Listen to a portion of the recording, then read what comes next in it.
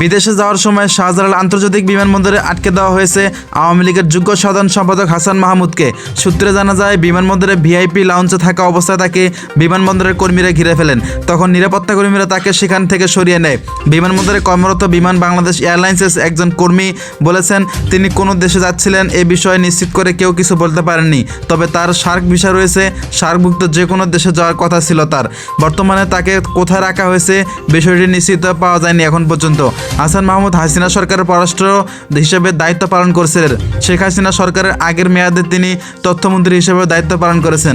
শিক্ষার্থীদের দেশ কাঁপানো আন্দোলন পতন হয়েছে আওয়ামী লীগ সরকারের। ছাত্র জনতার অবিলম্বীয় গণ অভ্যুত্থানের মুখে শেখ হাসিনার পালিয়ে যাওয়া গেলেও ভয়াবহ বেকায়দায় পড়েছেন আওয়ামী লীগের এমপি মন্ত্রীরা।